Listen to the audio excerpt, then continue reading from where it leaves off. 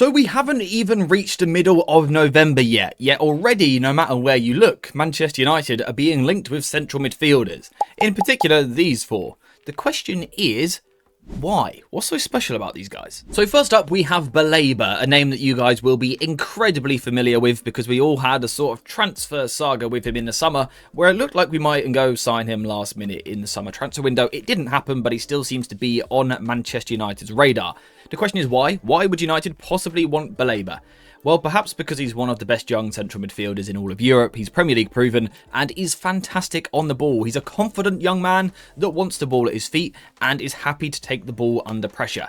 Not something that United really have.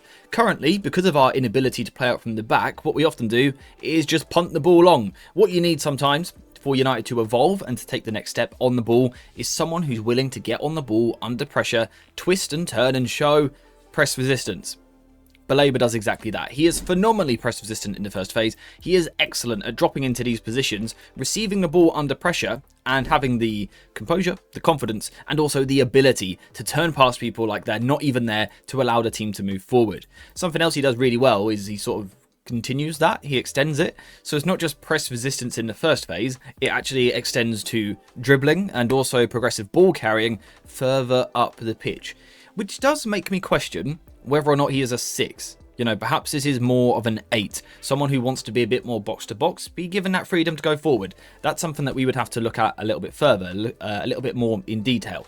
But right now, Baleba is an excellent ball carrier. He would bring a real drive that United currently lack in midfield.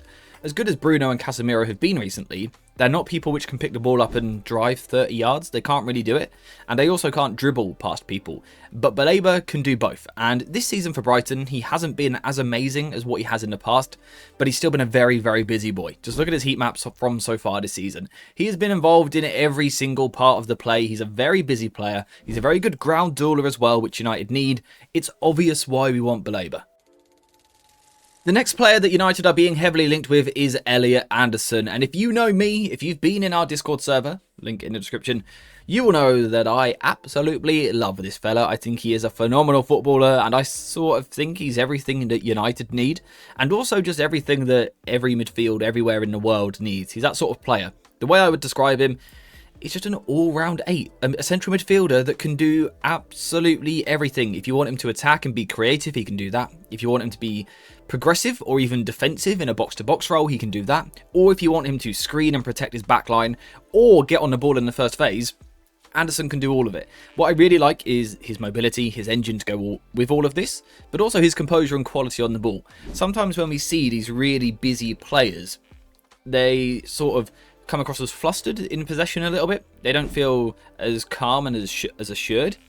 Anderson doesn't have that problem. Very calm on the ball, really good under pressure, willing to take the ball in any situation. And what I love is that he's always trying to get his head up and he's always trying to play forward. This is something that Ruben Amorim values in central midfielders. He loves Bruno and Casemiro to move the ball forward as quickly as possible. Anderson does that. He is extremely progressive, particularly when he plays for England. You know, he's a player that feeds the ball through the lines and allows the team to move forward. You can see in his creative metrics so far this season, he's doing very well. This isn't just a 6 who sits in front of his defence. It's someone that can do a little bit of everything, including ball carrying. That's right, we're going back to that. Just like Baleba, Anderson is good at carrying and dribbling, at beating people and allowing his team to gain territory. Very good at driving forward through the middle of the pitch. Now, what he perhaps needs to add to here is a bit more elegance at times with the way that he plays, a little bit more class, a little bit more subtlety. Sometimes it's a little bit choppy as he carries the ball forward, but I still think he's very good at it. It's still very effective, and without a doubt, United will be all over this. You know, in January, probably tough, but in the summer, United will be looking at Anderson, as should every other team in England. He's just that good.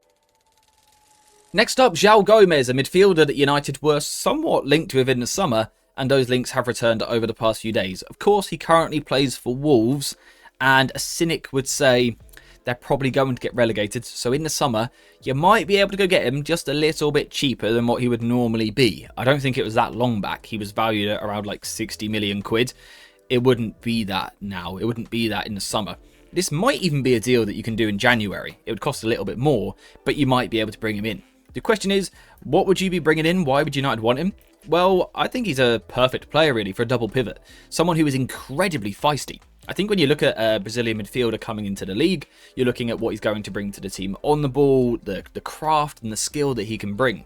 But Gomes is incredibly feisty and is an excellent duel winner.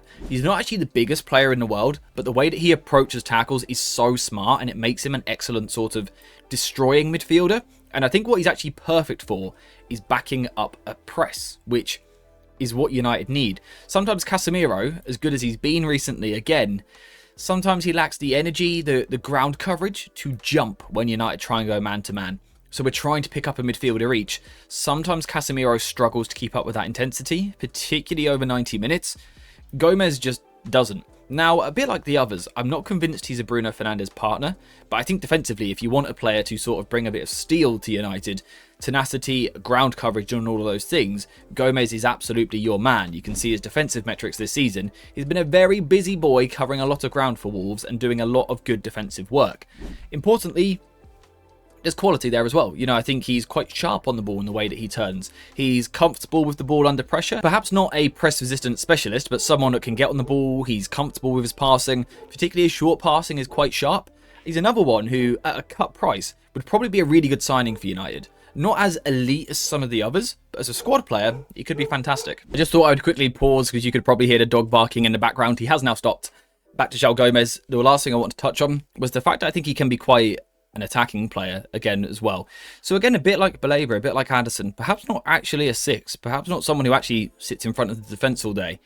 Good ball carrying ability. And something that's really interesting is his ability to box crash. You know, he's got a goal or two in his locker. He is someone who can be quite effective in the final third. And if we're talking about at United, just for a moment, let's take out Bruno. Gomez's ability to get forward and create that diamond that we sometimes see at United could be really interesting. And again, like I sort of wrapped up with a minute ago, as a cut price option, it's worth a look. Now, the final player that we need to talk about is Adam Wharton. Far from a cut price option, someone who would be very expensive, but because he's extremely gifted. You know, I think for the past 12 months now, it's been quite apparent, quite clear. This is one of the best young midfielders on the planet. He's an English midfielder, which brings something that English midfielders don't normally bring. And it's that two-touch, forward passing ability. You know, he plays like a Spanish midfielder. He's someone who is constantly looking to get the ball under any situation. It doesn't matter how much pressure he's under. He's absolutely excellent on the ball. He looks after the ball very well. But again, is progressive. This isn't passing for the sake of it. He likes to fire the ball forward as quickly as possible. And the reason he's able to do that is because his scanning work before he receives the ball is just absolutely fantastic. So he is sort of constantly spinning and looking in different situations. He's got his head on a pivot, trying to take in information so that when he receives the ball, he can play quickly. And like I said, it's very often two-touch. You will rarely see him taking 3 or 4 touches to play a pass. And you know, the great thing about that is it allows you to move the ball forward very quickly. It allows you to play progressive passes before the opposition even begin to settle, which is fantastic. It does mean sometimes you're going to lose the ball, though. This isn't a player who I think comes into the team and has 95% pass success rate, for example. He's not like that. He's quite risky on the ball. He will sort of put the ball in danger at times. But the reason he does that is because if the passes come off, he's going to cut a team open. A sort of high risk, high reward. I think the other thing that would be interesting with regards to United is the fact that he's left footed. This is something that we go on about a lot. But I think particularly last season we saw some issues in midfield where Athletic Bilbao in the Europa League stands out to me, that there was a weakness that we could exploit if we could do this. We could pass from the centre-back to the midfielder and then the midfielder to the wing-back. The problem we had in that game is that we didn't have the left footer, so we kept being forced inside. Wharton would potentially give us something different. He would give us a different way of moving out, a different angle, I guess, in almost every phase in possession. Now, the interesting thing with Wharton, again, is that he's probably not a Bruno Fernandes partner. He feels more attacking than that. He feels like a creative player. He's arguably a Bruno Fernandes replacement. That does not mean they're the same type of player at all, by the way. Let's make that very clear. They're very different players, but they're similar in the sense that they're creative and that they put the ball at risk. Having two of those in midfield together could potentially be a bit of concern. Maybe it could work, especially if you moved Bruno Fernandes a little bit further forward. Regardless, Wharton is another player that United will have their eyes on this summer. And again, it's because he is one of the best midfielders on the planet. Not even just one of the best young ones, just outright one of the best. He's a dream to watch.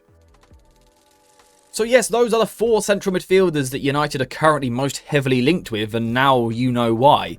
They're fantastic. I would say with all 4 of them, believe the hype. I think Gomes is sort of a bracket below the other guys in terms of being a game changer, really taking a team to the next level. I think Gomes is a little below the rest. But again, as a squad player, he'd be a massive upgrade on Ugarte, for example. He would be an excellent player to have around the squad at Old Trafford. All four of these are seriously gifted players. The price is going to be the problem with all of them. I could see us being charged a lot, but I'm quite confident that by the summer, we probably have one of them. There's a lot of talks that United want 2 central midfielders in the summer. I would be amazed if one of them isn't one of the 4 guys that we've just discussed. And chances are, if you went for Gomes, because it'd be cheaper, you could actually get one of the other ones as well, and that could be your 2 midfield signings. They're all Premier League proven, which isn't a must, I don't feel, with recruitment, but we have seen the benefit of it with Mbeumo and Cunha compared to someone like Šeško. Šeško's taking a little bit of time to settle to the league, whereas Cunha and Mbeumo have sort of hit the ground running very quickly.